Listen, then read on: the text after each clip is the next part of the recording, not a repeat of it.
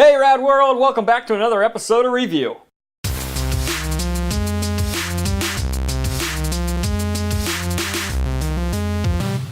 Jason Bourne, starring Matt Damon, Tommy Lee Jones, Alicia Vikander, and is directed once again by the great Paul Greengrass, who, directed the original 3 movies, not the one with Jeremy Renner.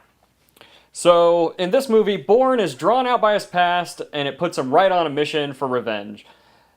Which sounds cool, and kind of was cool. It's fun to watch Matt Damon as Jason Bourne. He's really, really good at it. I'm a huge fan of Matt Damon in general. Matt Damon really knows this character in and out. So the movie itself starts out kind of slow, getting into, where the characters are at now.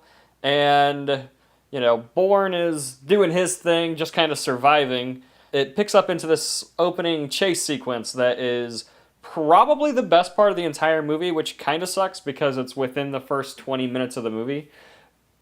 But the opening chase sequence is awesome. It's a ton of fun.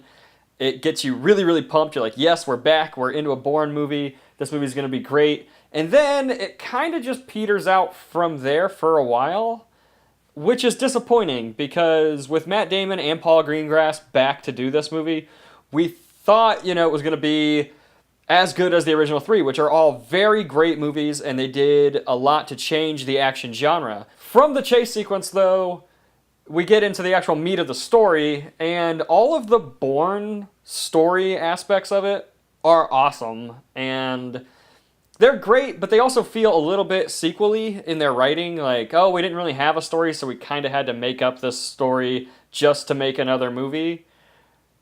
It's, if there's a real story to be told, then great, but I feel like maybe this movie was just forced, and they felt like they needed to make another movie and revitalize the franchise. As the movie continues on, we get a story arc that is kind of like a, big bad government using social media to spy on people, and that aspect of it is just kind of, it's there, and when those scenes are happening, like those characters, Tommy Lee Jones is a really great kind of bad guy in the movie, and he's just Tommy Lee Jones. He's a veteran actor. He's really great, but those sequences are just kind of boring. But I have a real problem with the way the action's done in this movie. It's all really close shot, shaky camera, not really knowing where the characters are in the space, and some shots are like that. Some shots are done really well. There's some stuff that's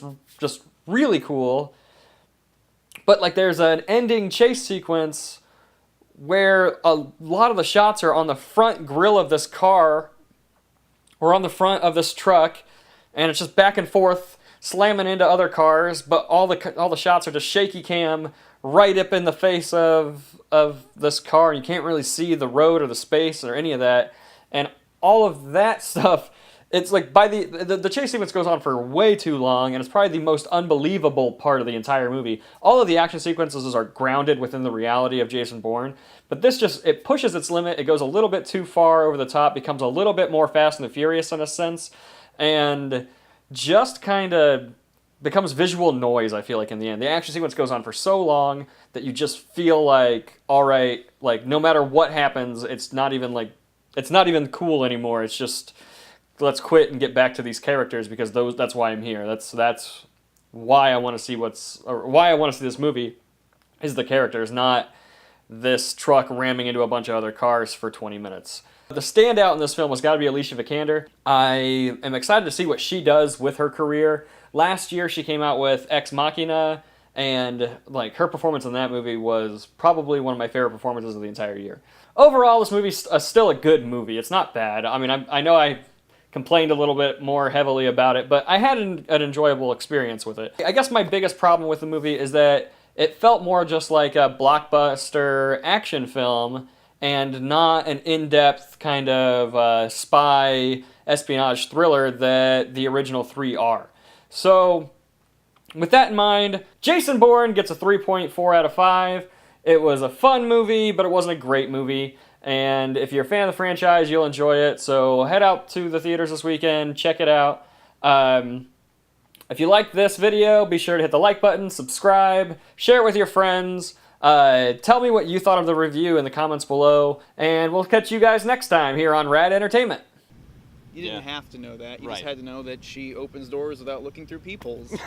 I know that you want to look really good on the show right now, but I think that you could probably use that.